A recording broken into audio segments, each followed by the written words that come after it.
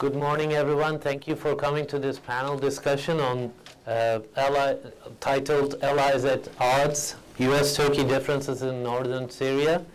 The title obviously is a little more pessimistic, but there's been some developments, meetings between the two sides, and next week there will be more meetings, and the US and Turkey are going to create a mechanism that will talk about these differences. So we have the title a bit on the negative side, but hopefully things will get better in the weeks and months coming ahead. Of course, this is not to diminish the importance of deep differences between the two allies, two NATO allies.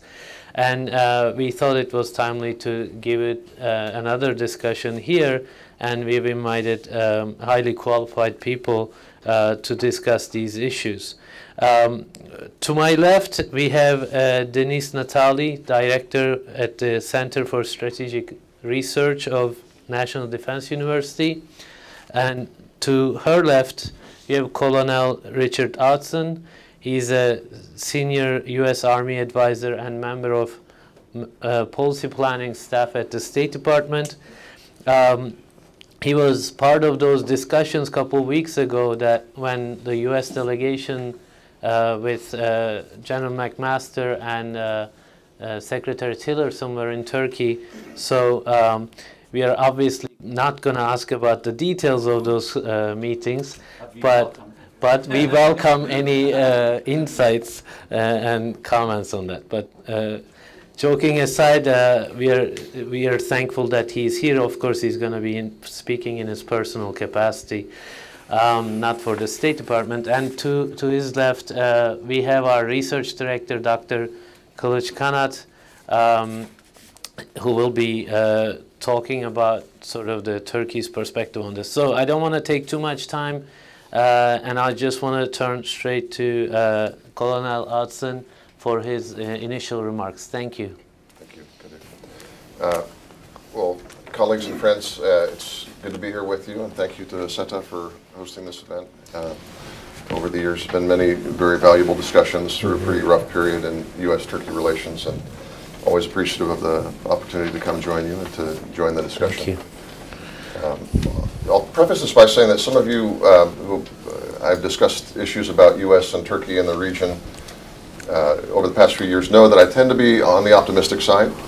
It's because despite the fact that the relationship always has very kind of sharp turns in it, some very negative, some very positive, it endures.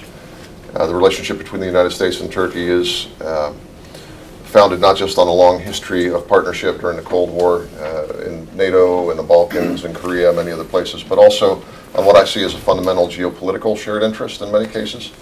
And those of you who follow the broad scope of the relationship know that that is, despite very real differences in domestic politics and political systems and in views on many of the sort of political philosophy issues that really grab the attention of both of the domestic audiences, both in the United States and Turkey. The variability in popularity of the United States and Turkey, and of Turkey and the United States, has a lot to do with different things that we consider to be important, and that our constituents in both populations consider to be important. Those are real and valid issues. I tend to be sort of a geopolitical thinker, and so I also think that that has to be balanced by a long-term assessment of national interest, enduring national interests, and then the interests that are shaped sort of by great power competition and the realities of the world that we live in. Those of you who are familiar with the administration's national security strategy and national defense strategy recently put out will know that that reaffirmed some of these enduring truths about our interest in the world, the very competitive place that the world is, and the enduring value of U.S.-Turkish cooperation on many of these issues. That's not to minimize any of the differences. It has been a particularly difficult period in terms of some of the things that separate and distort, in my view, the relationship between the two of us. It's just to contextualize them. We should view all of the differences within the context of these enduring values, and where we don't agree and don't have a shared interest, we have to discuss that frankly and not in a shrill manner. And where we do have coincidental interests, then we have to make the most of our opportunities to maximize the opportunities for cooperation. I think I mention that because I have been following the Turkey-U.S. relationship since roughly 1990, the first time I went to Turkey as a member of the U.S. Army. I've been to Turkey multiple times for sort of extended tours of duty. I worked with Turks in Afghanistan, Iraq, many other places. So when someone says that item X or topic Y is, that puts us over the edge in terms of the relationship, I don't know about the edge. We've been close to the edge before, and the task of mature policy is to find those things that are really causing difficulties in the relationship and to pull it back and to sort of assess that in a cool and cold and collected manner. That is all preface for saying I think that's sort of part of the process that's been going on. I was, as Dr. Ustun said, I can't go into detail about discussions, obviously, but I think it's very significant that in a very short period of time we had the National Security Advisor visit Turkey and meet with counterparts. We had the Secretary of State visit Turkey and have very meaningful and frank and positive discussions with national leadership. We had meetings between Secretary of Defense Mattis and his counterpart, Minister Janikli, in Europe as well. So the pace and the level of this engagement is a good thing. It means that we are doing that resetting and sort of that sober and mature assessment of where we have divergence and convergence at the right level. And I'm not sure that's always been the case in the last couple of years. But in my view, one of the biggest distorting factors in the relationship has been the conflict in Syria. I work at sort of the policy level at the State Department right now, and so I tend to view this through the lens of policy process as well as content. And in policy process, part of the problem has been in the U.S. side that we've had multiple policy goals, multiple policy interests, and we've not done a terribly good job over the course of 5 or 6 years of unifying those into a single policy. And I want to give credit to this administration and to Secretary Tillerson, my boss's boss, specifically for the role in having and leading some very sort of valuable and difficult discussions starting in about May of 2017 about how we bring together the different strands of U.S. policy.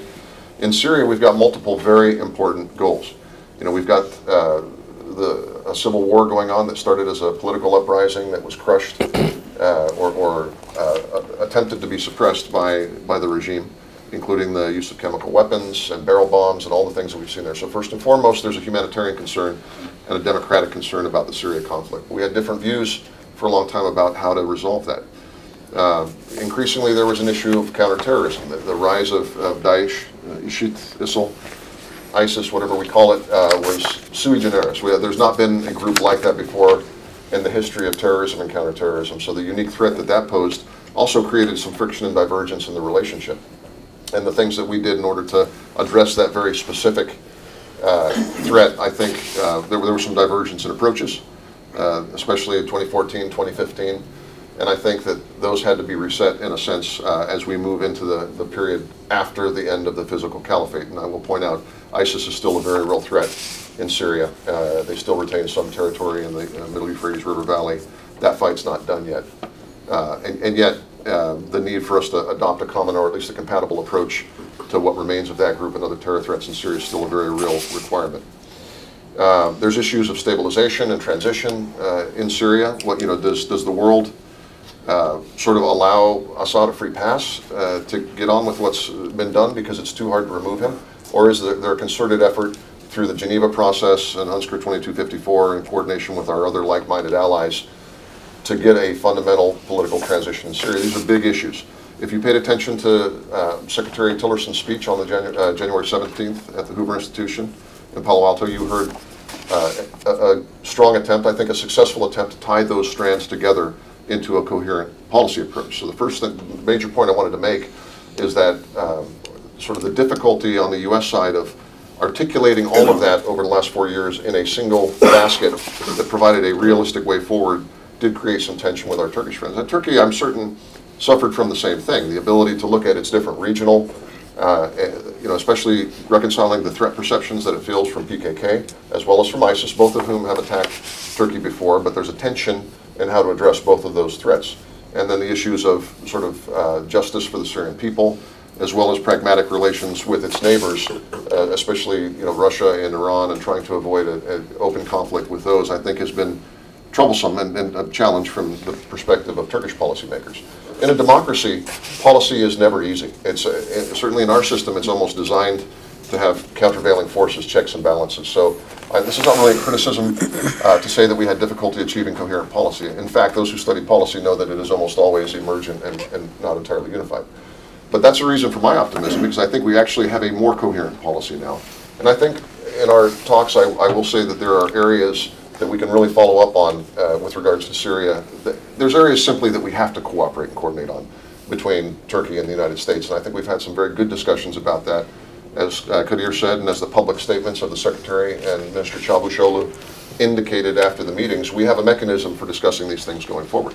I can't tell you what's going to be discussed in those meetings, but I would just reassure you that it is the sorts of problems that you would think most thorny and the sorts of problems that need most addressed and those that are of concern to both publics. So to see sort of a consensus emerge, certainly in the senior levels of the United States government, and I think in the Turkish government as well, that we need that kind of conversation. And sort of to paraphrase Secretary Tillerson from Ankara, no longer will we act independently of the Turks in Syria. That doesn't mean we're going to adopt their views, their interests, and their approaches, and it doesn't mean they're going to adopt ours. What it means is we're going to look very hard at where there is divergence, and we're going to work to overcome those things, and we're going to meet minimums for one another. I think that's incredibly important, that we will be moving together on Syria. Now, there's a whole host of other issues besides Syria that have been sort of irritants in the bilateral relationship. We will also address those. Some of those are not going to be easy fixes, and some of them, frankly, might be managed rather than solved. But when two countries are allies, and when they have an understanding of the sort of the very dangerous situation that that region is in right now, and the need for us to be linked up, then we understand that we have to focus attention on solving all of those. Keeping in mind that we have some time challenges here, I will just add by saying, or conclude by saying, I am a big believer that the Syria policy that we've laid out can work. It will require sustained effort, and sort of U.S.-Turkish convergence on Syria won't be the whole story. We have our European partners, we have our Russian friends, with whom at some point, we have to have some mutually acceptable, and I'm not sure that we're quite there yet, but mutually acceptable definitions and paths moving forward. To think that U.S. and Turkey can solve Syria would be misguided. Even the U.S., Turkey, and Europe together can't solve it. There's going to have to be a Syrian solution to it, but certainly we can help shape that. And I think that Turkey's unique positioning diplomatically in terms of having a different sort of a relationship with Russia is not necessarily a bad thing. That's a good thing. That can be also an asset as we move forward in that. Again, generally upbeat. Just to summarize, happy to take your questions about my views of the specific modalities of either the Syria conflict or the other irritants in bilateral relations. But I think when you have the kind of discussions that we're having, you at least have a way forward to solve them. That doesn't guarantee that they will be solved. But based on the nature and level of the conversations, I'm reasonably confident. And again, anything that I say in answer to your questions is my personal view and not that of the United States government. Thank you again, Rich. Dr. Natali. Thank you. I'd like to thank the SETA Foundation. It's also a pleasure to sit here with my former colleague, Colonel Outzen, who used to be at NDU, left us. So it's a pleasure to be here.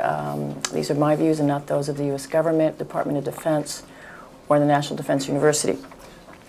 I want to make some brief comments on the way that I see Turkish-U.S. relations moving forward in light of one of the most particularly salient component of these tensions, which is the Kurds in Syria, and how that partnership moves forward. I fully agree with Colonel Outzen in the sense of the role of Turkey in any of this, that we've had our highs and lows over the last few decades, and I don't see moving forward in Syria or any part of the region being realistically conducted without the strategic partnership between the United States and Syria. So I just don't see it. We don't have a map here, but we're talking about 800 kilometers of border plus with Syria. So I would start with the geopolitical realities and move forward with how we, and of course U.S. strategic interests, and how we move forward on that. So there's a couple of points I'd like to make, and how where are these areas of divergence and convergence? And I just want to focus on the one small part of the Kurds and some of the assumptions that we have that I think are accurate, but some that aren't, which actually could frustrate or intensify U.S.-Turkish relations, and on the other hand, how we can at least try to better manage them. How we move forward, how we let's say, the way ahead and how we move out of Syria as the campaign against Daesh winds down, understanding that there still are very important challenges in Syria and that preventing ISIS or terrorist threats from hitting the U.S. homeland is one of our priorities, and of course containing terrorism in the region. So understanding that we need to contain and secure borders is a priority given our anti-ISIS campaign or anti-Daesh campaign. Nonetheless, the way that we move forward and the way that we move away from Syria will be as important as how we remained in. And by that I mean, how should the United States be focusing on, these are my views, moving away and managing that partnership with the SDF, of which the YPG is a part, so that we can work with Turkey, or better work with Turkey. One view, one way is to say, let's be here and make sure that these councils are as representative as possible, and we're going to fix Syria, and this will take a long political engineering at these local levels. That requires, in my view, would require a long-term presence, that would require an assumption that we're going to mitigate years and decades of long or deep-rooted political issues. That's one way.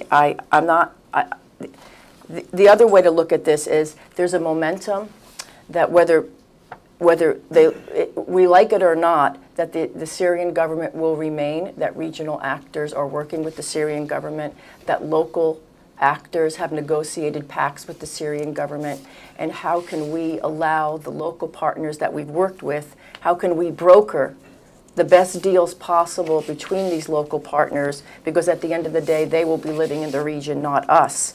That means with local Arab groups, with these councils, with Turkey. I've read in a couple of, often regularly, that yes, there are irreconcilable differences between Ankara and the YPG and the PKK, and to say otherwise would be naive, and we're not going to broker deals right now.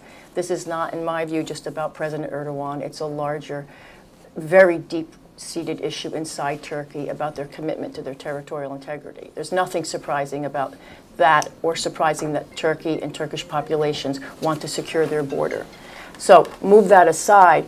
It's also incorrect to assume that all Kurds in Syria want to be under the YPG, or even the PYD is a unified entity.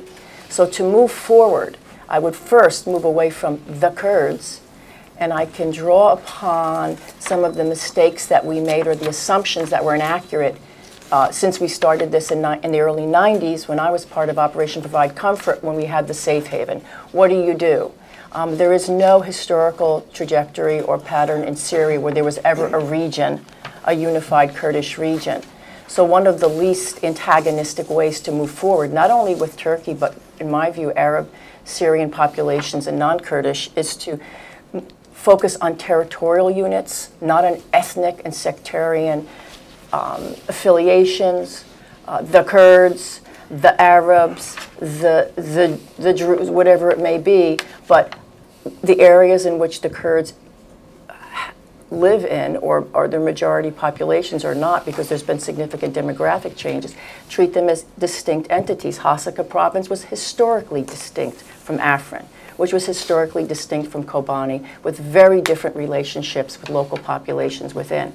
So to start now engineering the ways that we can create a North Syrian Kurdish entity would just be not only against history, but more antagonistic to local populations, most of all who want to keep Syria intact, and that includes Kurds. The second part of this is in terms of brokering these security pacts. Realistically, much of the territory that the Kurds gained during the anti-Daesh campaign, which is significant, they won't be able to hold on their own anyway. We saw the same pattern that happened in northern Iraq. After the referendum, they lost significant tracts of territories to the Iraqi government because they were overstretched and they can't handle it. I can't imagine that the YPG can have all of this territory, much of which is Arab, without losing it. So broker those types of deals realistically now that they can't hold, and that some of these deals and some of these local populations can re-secure their areas, because they won't be able to hold it either or. So again, moving away from the ethnic sectarian, what parts of these territories can establish relationships again with Turkey? There historically have been relations, whether that be Hasaka province historically with the Iraqi Kurdish border, trade, very important trade between Gaziantep and Syria. People need their houses and their homes and their lives restored. Getting into ethno-sectarian issues of people want their right, of course everybody does. Okay, but so I would focus on what areas, what are the incentives for populations, because they know they're landlocked, these northern territories. They know, many do, of course they have to deal with Turkey and Arabs and other populations. And so how do you get these regions, these territories, these provinces back and moving again so they can have their electricity, they can have their local security, and importantly, humanitarian assistance. These are the things I would focus on, instead of how do we make sure that this group here, this particular group, has special rights, and taking that apart from the rest of the Syrian population. I think that will be antagonistic not only to Turkey, to all of the region, and to other Syrian populations. And it's also most realistic. The Kurds, I wouldn't underestimate the fact that they will continue to let me put it this way. They've been at this for a very long time. And many of them, they know they've been working with the Syrian government for decades, with Ankara, with Russia, with Iran. Whether we stay there 2 years or 3 years, these types of geopolitical dealings will continue. And of course, various local populations on the ground throughout the Syrian war. There's been no cutoff of ties between this group and this group. So be more realistic. We should be much more realistic in what we think we can do and what is likely, what can be negotiated among these groups at a local level and regional level that is not antagonistic to Turkey or our regional partners. So, and finally, I did mention the business part. And again, I would be careful about some of the language and use the Iraqi Kurdish case. They're very different relationships with Turkey historically, but do use that Iraqi Kurdish case as an example, that when you give one group within this region too much, or it appears to be too much, there will be a backlash. So if anybody wants to come out of this and say we need to assure that our allies or that those who secure these territories need to be protected, then the worst thing to do is to not help broker these deals and to have it appear that they have been the privileged group in the region. There will be a backlash against that as well. So these are just some thoughts about, I do think, I'm not usually an optimistic person on anything, but I do think that we can move forward, that there certainly are ways to move forward, that there is not a cohesive Kurdish group seeking to create a state and doesn't want to negotiate, because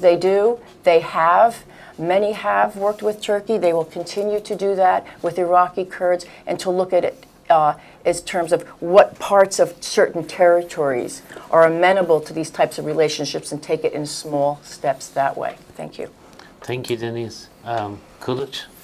Thank you very much. And Rich was extremely optimistic, and Dennis was not optimistic. Well, so I think we have to go full disclosure. I will try to be.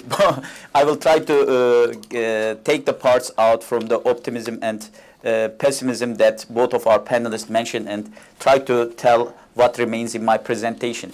So maybe the biggest problem in bilateral relations between United States and Turkey was, for a long time now, they probably didn't think about re-strategizing the partnership between two countries.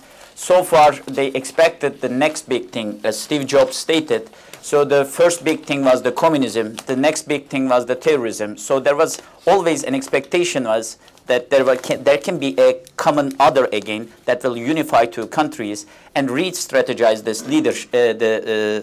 partnership. However, they prepared for the best. They hoped for the best, but didn't prepare for the worst for the long years.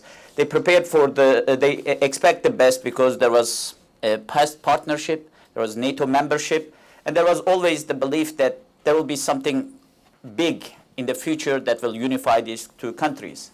But the worst came with the so far with the U.S. Military assistance to YPG.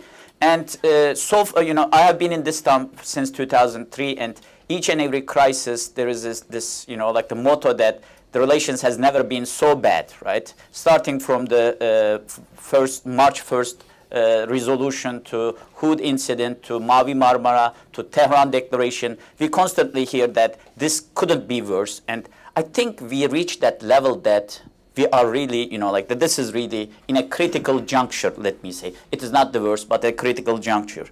So there is this question in Turkey that what will happen, and the worst, you know, like the exhibition of this worst thing was the readout crisis. One of the, you know, like you wouldn't expect between two allies that a presidential, there would be problems in a joint presidential readout. And the diplomatic entrepreneurship after that, especially the McMaster's visit to Turkey, Istanbul, Tillerson's visit to Ankara, and Mattis and Canikli's meeting in Brussels, basically was an attempt to contain this crisis and resolve this crisis in a way that it will not come to that point again. And Tillerson Çavuşoğlu's statement was actually really, that makes people really optimistic in Turkey for the future of the relation. The first reason is there's a recognition that there's a problem. And the second issue is Tillerson in his statement emphasized that, yes, we have a problem and we couldn't commit most of our promises and we couldn't fulfill them. And we know that, we acknowledge that problem and we've tried to resolve that. Third was the attempt to resolve this. So the mechanisms that Rich mentioned, which, you know, like we don't know how many of them, the rumors are there will be three main mechanisms to resolve three outstanding issues in bilateral relations, which is a positive step, a really good step forward. And the fourth one was in the statement, there was an attempt to think about re-strategizing the relation, especially by providing a geopolitical expansion. So for the first time after long years probably, there was mentioning of these issues, but there is a commitment that Turkey and United States should work on different issues, from stabilization of Iraq and Syria to energy, energy security, to weapons of mass destruction. So there is a reservoir of possible areas of geopolitical cooperation. So the next big thing may not be a common threat, but this reservoir of things, geopolitical goals that two countries decided to work together. And Colin McMaster meeting was important because even before the meeting, they decided to this time really coordinate the statements after the presidential talks. So what are the expectations of Turkey after these meetings? One is there is room for optimism. One, the threshold is really low. So the relations went really bad that the threshold is really low. So even the small step will be considered as a positive big step for the improvement of relation. Two, the goodwill is there. So both sides expressed this openly that both sides wants to work together. And even just before the Afrin operation, President Erdogan stated that, you know, like in Syria especially, Turkey would be basically prefer to work with United States if their interests converge. And both sides know that this improvement of relations will necessitate creativity and innovation. Creativity and innovation in terms of resolving problems on the ground, but also in terms of crisis management, timely management of these crises. So what are the expectations? Considering that these are the very low thresholds and low expectations, number one is do something about YPG. So this is, the coherent action is an important part of strategizing and entrepreneurship. And if Turkey and United States wants to do something, there should be something, a step that will be taken by the United States. General Eisenhower once said that plan is nothing and planning is everything. So considering the unfulfilled promises right now, promise for Turkey is nothing, and action is everything. So even a small step, starting from Manbij probably, would be a positive step in the improvement of relation. The second one is the interagency disputes in United States, and this doesn't reflect well to Turkey. So you cannot explain the Turkish public that, well, there's an interagency dispute. CENTCOM doesn't think like State Department. And this, you know, like this is something, the reality of Turkey. If an interagency dispute is destroying a strong partnership, a NATO alliance, I think there's something that needs to be done. So the CENTCOM's statement about the border protection force. Secretary Tillerson later stated that it is misspoke, misportrayed, misdescribed, but the damage is done at that point because the statement, Tillerson's statement, came after, 4 days after the initial statement. And later when President Trump and Erdogan had this phone call and President Trump promised to stop the military support for YPG, the statement from Pentagon that the partnership with YPG will continue. This doesn't reflect well. You cannot explain that, well, McGurk went to Kobani and have these pictures, but, you know, State Department may not know about this, or, you know, there is some problem in interagency issues. So far, these issues were explained through these kind of explanations, but now it sounds like excuses for Turkish public. I'm not sure in the meetings if these things came out, but these are important for Turkish public. And about the US strategy in Syria, there needs to be a clarification of the real strategy. So Tillerson's speech about the US strategy in Syria is important. The 5 main goals are important. But we need to see the strategy behind it as well. And considering the General Vogtel's statements yesterday, the day before yesterday in the Congress was in some ways total contradiction for these goals, especially in facing the Iranian threat in Syria. We see that the General Vogtel and Tillerson is not in the same page. And I think there should be something to be done to clarify this. Since the fallout in relation really took place in regards to Syria, there should be a clear strategy that will help US relation with most of the regional allies, not only Turkey. The public messaging, again, this is important, and we keep hearing the mixed messages. And in Afrin operation, we heard that.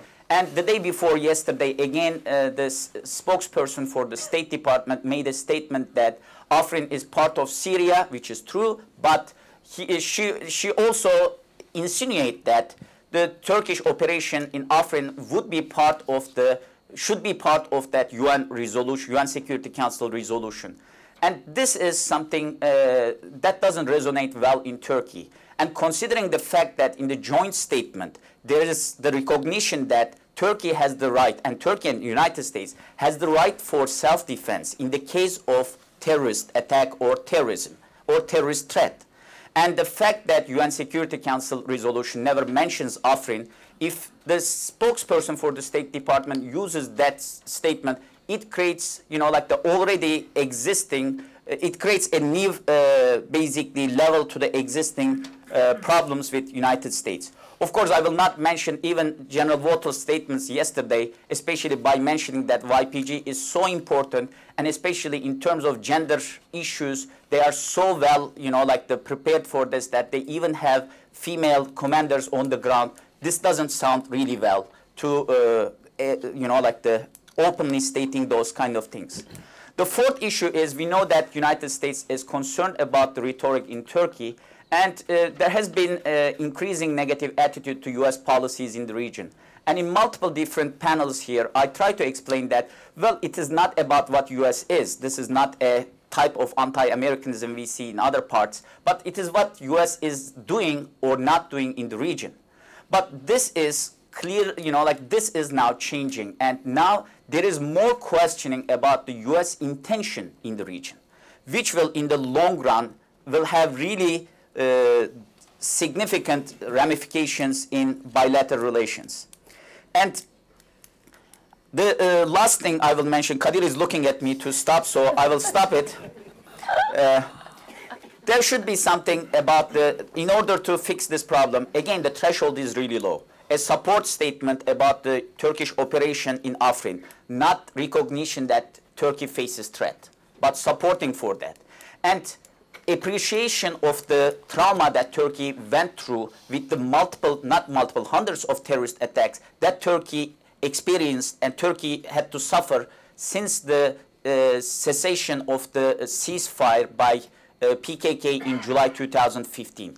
That's important. And the last sentence is better communication.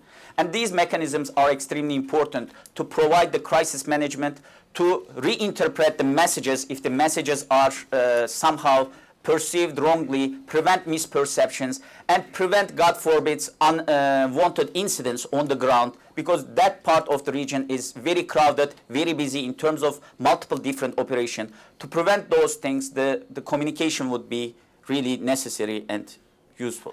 Okay. I stop here. Thank you, Dr. Kanat. So for the sake of time, I want to turn to our audience. I'm going to save my questions. We can take here, there, and back.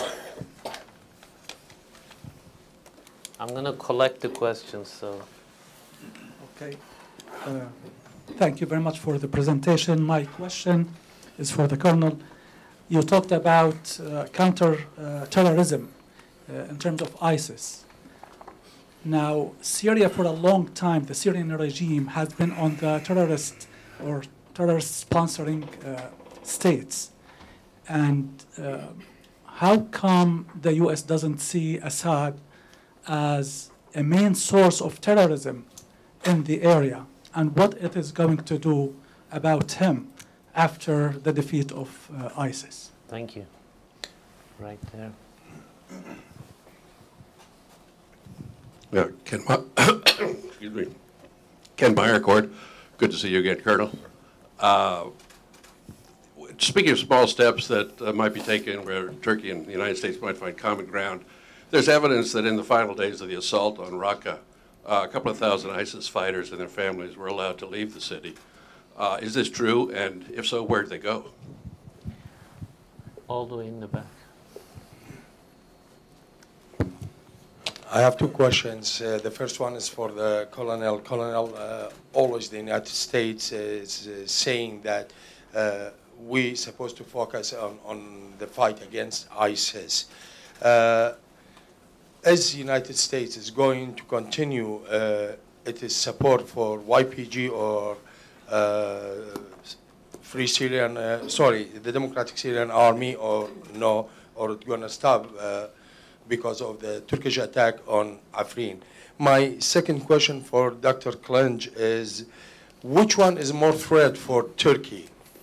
Is it Daesh or the YPG when they try to have a stabilized life in Syria? Thank you. Okay. Richard, you're popular, but maybe... I'm happy to share any of the questions. Go I'm ahead. not very good in time management, so maybe you should start with our guests. Rich, go ahead. Okay, so I guess the first question goes to the sort of what Kilic was raising. The goals are there, but they may not necessarily be reconcilable. And what's the strategy? Of course, two sentences, I guess. I think the first question was about Assad as a source of terror. Yes. So the formal mechanism for recognizing terrorist groups and sponsors of terror, I can't really address. I'm not an expert in that. From a policy level, we understand what the Assad regime has done. We understand the support to terror groups.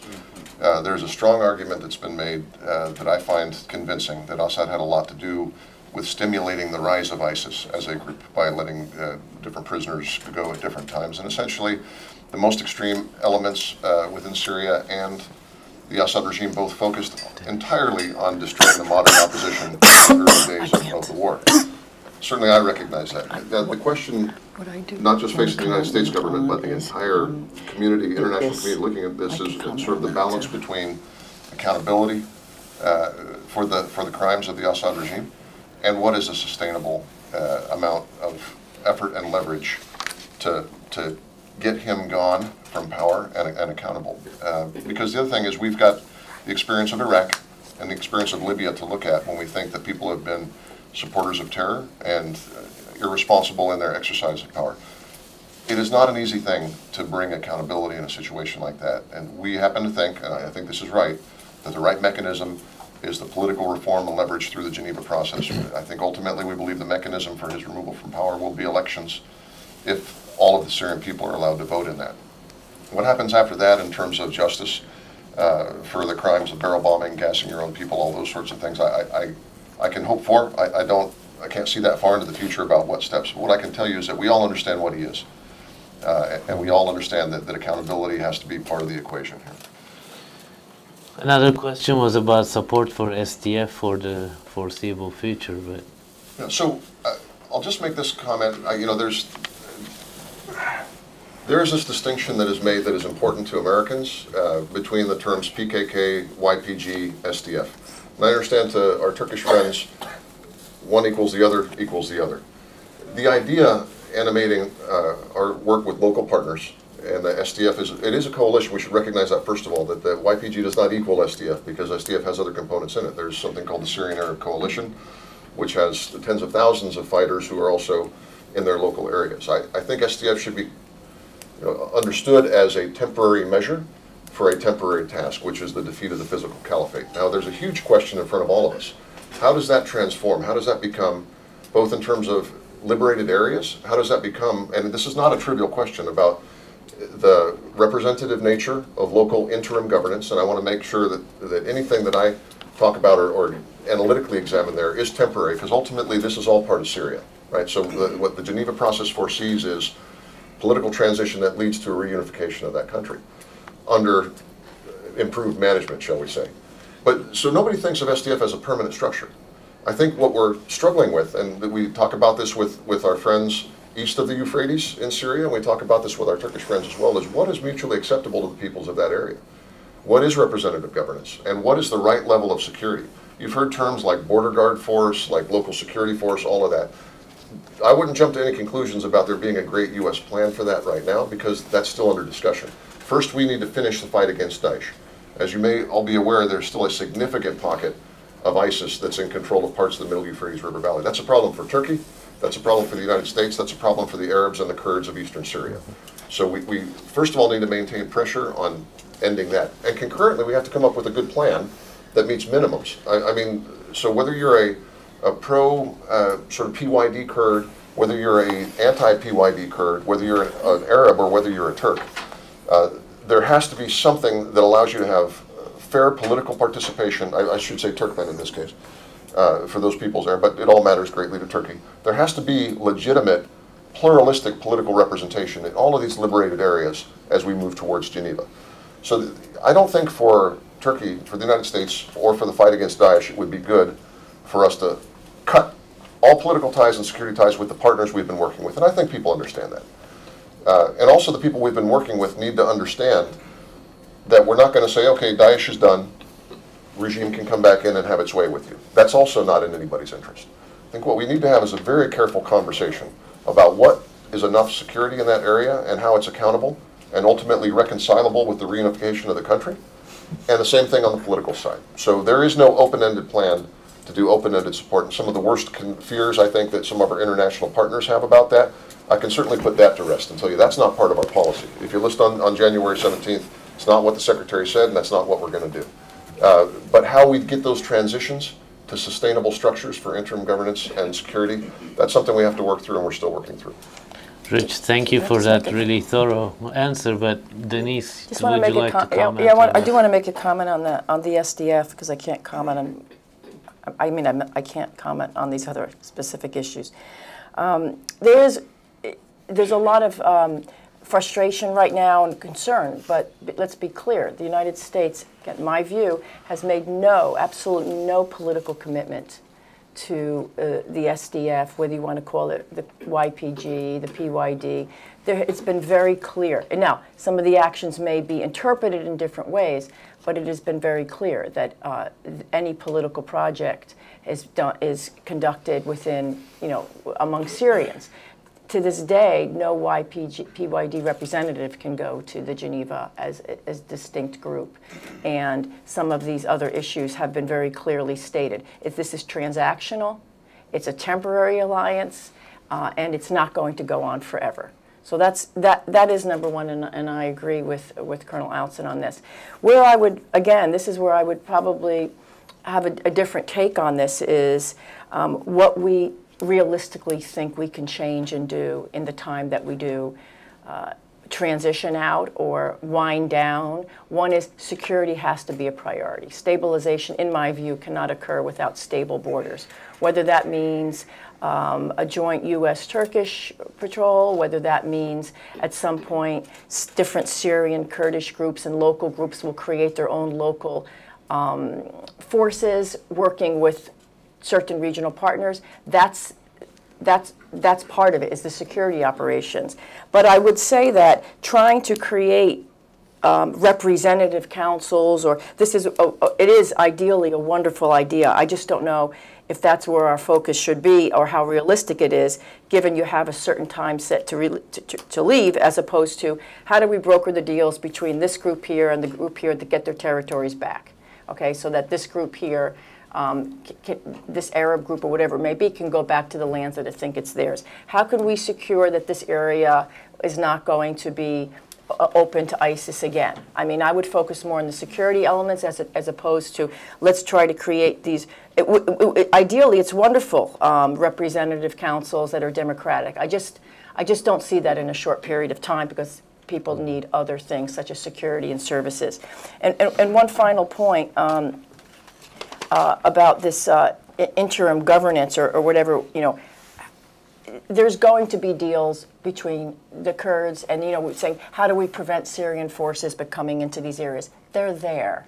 They have been working together for decades. They will be there. The Kurds will negotiate with the Syrian forces. They've invited them into Afrin. For them, it's the least worst case scenario. And I wouldn't be, to try to say we have to stop this, again, I'm not saying I agree or not. It's just not happening. These pacts have been going on, and different Syrian Kurdish forces have had tacit agreements with the Syrian army, and they will go into these areas. And there will be a deal between, perhaps at some point in time, like the Adana agreement, perhaps between the Syrian government and Turkey at some point to contain this border. These are the types of things we shouldn't be surprised about, and know the limitations of what we can influence and what we can influence, what we can and cannot influence. Thank you, Denise. Kilic, there was a question about Raqqa that goes back to Turkey's complaints about, obviously the PYD, YPG double dealing and all that. And then there was another question about YPG versus Daesh. Can you address those? First, I want to start with something that Rich mentioned about the US strategy in Syria. And it's important that again, I have to emphasize that the clarity here is the key, and it needs to be basically understood by the allies as well. So we know that Turkey is heavily involved in the region. In terms of humanitarian policy, it is involved. Turkey is hosting 3.5 million refugees right now, and 350,000 of them are the Syrian Kurds. And politically involved both in Astana process, Sochi process, Geneva process, starting from the Syrian Friends Group. In each and every political enterprise or organization, Turkey was politically involved in this process. And militarily now, in the both Euphrates Shields and Afrin operations, militarily involved. So the United States, with its current policy is, of course, after this, we don't know what will happen, but in the last couple of years, focused only YPG as the partner on the ground. And from Turkey's side, that relation didn't look very limited, that relation didn't look very tactical, and that relation didn't look very temporary. And even though if it is tactical, limited, and temporary, with a relation with a terrorist organization at that level creates concerns in Turkey. And secondly, about the question about the threat, whether YPG is the threat or Daesh is the threat. Now, when you look at the organizational structure, when you look at the human capital, when you look at the ideology, even when you look at the KCKs, the umbrella organizations by law, YPG and PKK is almost the same organization. So you cannot deny that. So for Turkey, YPG is PKK is YPG. So there is no distinction. Number one, is it more important than Daesh? So these are both terrorist organizations. And Turkey was the only country with its ground troops waged a war against Daesh on the, basically in Euphrates shields. And Turkey was the only country other than Syria in Iraq most suffered with the ISIS attacks. So ISIS is definitely a threat. But Turkey also suffered more attacks from PKK in the last 2 years than Daesh. So you cannot say that PKK is not a threat. And in the last panel, I also mentioned this. When we see the statements right now from Pentagon and State Department, there is one common talking point. Each and every statement ends with the common point right now, the focus needs to be Daesh. And this really hurts Turk's feelings. If Turkey is facing hundreds of terrorist attacks and United States keeps saying that, let's focus on Daesh. So for Turkey, the Euphrates Shield region, Jarablus was a threat because I was in Kilic. So you can basically go to Jarablus, one of the hills in Jarablus. Kadir and me were in Turkey when there was an ISIS attacks, Katyusha rocket attacks to Kilic. So it was a threat and it was taken care of. And we see from the Afrin's, the rocket attacks from the Afrin hills that this was a significant threat. Since the operation, there were multiple rocket attacks from the hills of Afrin to Turkey. And it caused multiple casualties in Turkey, civilians. So it shows that it is also a threat. So I don't think there would be any kind of, that's the problem. You cannot distinguish terrorist. Terrorist is a terrorist. So this is the problem. And Turkey keeps saying to the United States that YPG and the fight, with ISIS through YPG, it's terrorist and terrorist fighting. If I could just point out, sure. The PKK is a designated foreign terrorist organization of the United States. We have had no difference with Turkey on that. And the other thing is I deal in policy and not in talking points, so I won't defend particular talking points, although I understand those are frequently have to be placed in context. But the policy is clearly widening so that this is not just about ISIS. And I think you should construe the visits as well as the public statements between Turkish and U.S. officials as a recognition that we have to view this in the broader context, not just through the lens of ISIS. And I agree. And as you're moving from the countering ISIS campaign full on to stabilization, right? Some of these areas that are very contentious may wind down because you're just, but as long as, for the United States, we still have a threat to ISIS at this border, you're going to still see elements of this. But this is why moving toward the stabilization process this is why I'm not so pessimistic, by the way. No, of course, just to add, and ISIS, the war against ISIS will continue, even if you clear all the areas in Syria, it has to continue at the global level. And this is important for the, two partnerships. And we know that there is an excellent intelligence cooperation about these issues. And there is a good cooperation in Iraq, in Afghanistan, and in other parts of the world. But that's the issue. If the relations started to get poisoned by YPG issue continuously, it may in somehow started to disrupt the cooperation of Turkish United States in other areas as well. That's the main concern. Then let me pose a question back because I think one of the harder intractable issues is we all know there's the YPG Turkey issue with the United States, but then where's the carrot part of how do you make this element of Turkey working with some certain parts of Kurdish communities in Syria so that it's not so toxic, right? And by that I don't mean how do we take the PKK out of the YPG? I mean that's we know that's naive. I'm talking about how do you have Turkey not feel so threatened with average, like you said, there's 300,000 Syrian Kurds in Turkey.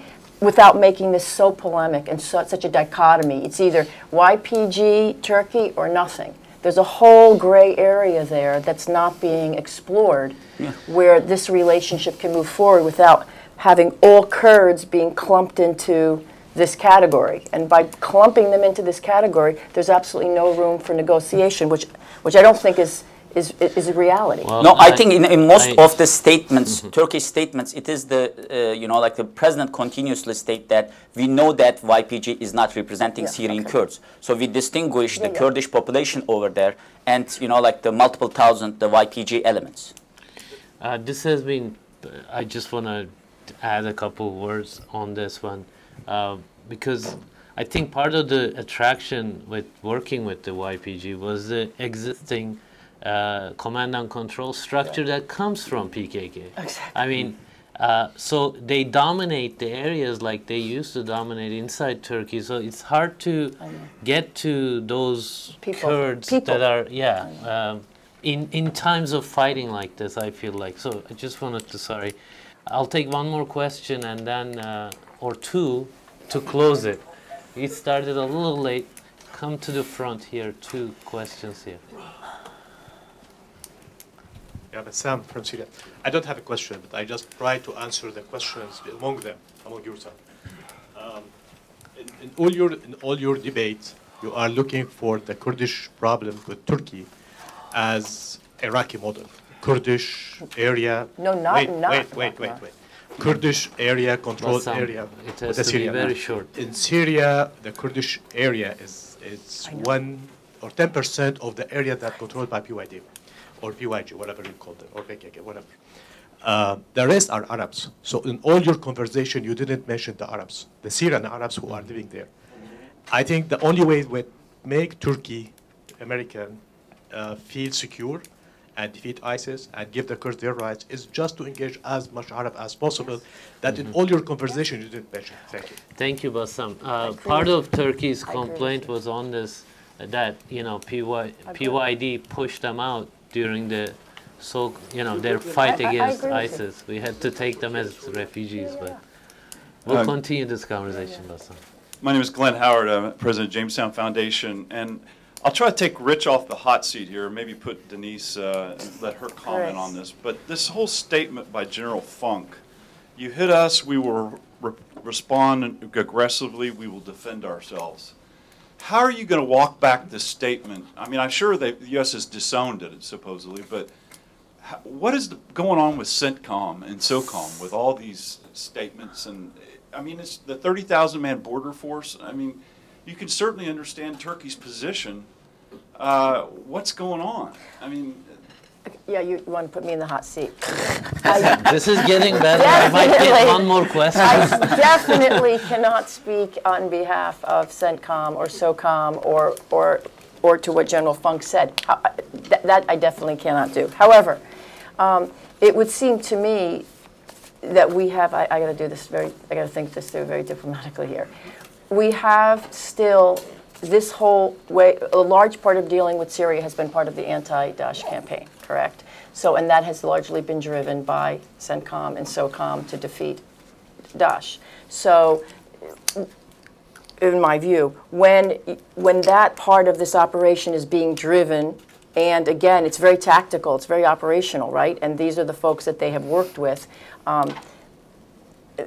This is what a reaction could be. I understand you fully. I mean, when you hear that, and those of us who know Turkey very well would say, we know what the reaction is going to be to that. But I'm just saying there's a difference between still being in the operational, tactical, anti-Daesh element, and that makes sense, to how do we move to the stabilization political part where we have to, push back anything at the border that's going to attack. There's these very verbal, let's say, antagonistic statements. That's going to happen as long as we're still in this anti-Daesh campaign and we're still relying on this SDF YPG partner force. I can offer a little support on that too. Yeah. I just stay away from help me here because so as a military guy, I'm not sure if you served or not, you may be familiar with the dilemma, but military folks have an operational logic. They're given a task, and they do the very best they can within the guidance they're given to execute that task. And in a case like this, I'm going to make it a little bit more abstract and not talk about Syria, but in general, if Special Forces or another unit of the U.S. military is working with a local partner, it is part of their job to protect that partner. And the people who got involved with this did not have a political opinion about any of that. So when there's a political dimension of that becomes problematic with an ally, that's not the military's fault. That's actually the policy system's fault. And that's for lack of giving clear end states. And this, we've lived through this in Iraq, we've lived through this in Libya, throughout many, many dilemmas or regional crises over the last 20, 30 years where we've used military force. We don't always give a comprehensive set of political boundaries and a political end state to the military folks. So they do what they have to do given the operational tasks that they have to do. That sometimes has political effects that become difficult. So I just know some of these personalities involved, and I would say that they're doing their best to execute the mission they've been given. And in the cases where they need a little bit, where there needs to be refined political end states, we need to work harder in Washington to produce those and to give those. I think that's the solution to the dilemmas that are created by the on the ground. And just one more statement too. Working with partner forces, some of this can also include, this is collective self-defense. This is an attack against our partner forces is considered to be an attack against us in some cases. So this specific case, some of these guys are embedded with these, as part of their operational context. So this to me would be a natural reaction. I wouldn't, given what their objective is and what their role is. But the Turks have a long memory. Right. And they still call Petraeus the hooded general. And anybody knows Turkey, they know they won't forget this. I hear that part, but one of the questions you asked was how could these folks say this? And I think Colonel Outzen was more eloquent. Is this is an operational environment? This is their mission, and it is one to stabilize border. They're not, in my view, this was tactical. It's not the political part. We're talking politics and we're talking strategy and we're talking second and third order consequences. That's what we do. But their job is to kill the bad guys. Is it normal? But is it normal to make those much statements while there are political, the meetings are taking place just before, like the Tillerson's visit? There was a statement like that from Pentagon as well. Is it normal to have that at least in terms of numbers, that much of a statement by the generals on the ground while the political negotiations are taking place? I'm not sure there's norms or normal for any of that sort of thing, and there's, I guess, I would just take it back up to the policy, and I agree with you. I've worked in Turkey many years. I've worked with Turks overseas many years. I get the sensitivities, and I still hear about the Suleimania event frequently. And you know what? They're right. They're right about that. And it is simply the fact that sometimes the application of military force in regions that are not our home regions are going to have negative effects, even for our partners and allies. And we regret that, and what we need to do is really seriously address it through political solutions. But the Turks are not wrong on the impact of these things on their national interest, on their national pride, and on their ability to function with us as allies and partners. That is so serious that has become one of the top issues that our very senior personnel are talking about right now. So how to stop doing that is, this is the metaphor that I developed for this. When you poke your friend in the eye, you tell him how long your finger is going to be there and when you're going to pull it out. And I think that kind of transparency is what's necessary here, and I very much hope that we pull the finger out of the eye very soon.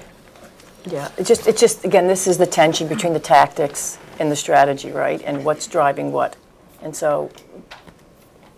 Well, I was giving this question on Turkish TV. I ended up saying the similar things about strategy being driven on the ground by the military so far. By tactics. There needs to be a political intervention by the White House and the others, the non-military groups, to define a certain sort of mission in such a way that it doesn't put the military at the front. If they can't do it, if they can do it, I said, it's going to remain as just a general's remark. If they can't, if they don't fail at crafting a new strategy, then it's going to be good for U.S.-Turkey relationship. So I'll end with my comment on that question. But I want to thank all of you. This has been a great discussion and very engaged audience. Hopefully we can continue the conversation.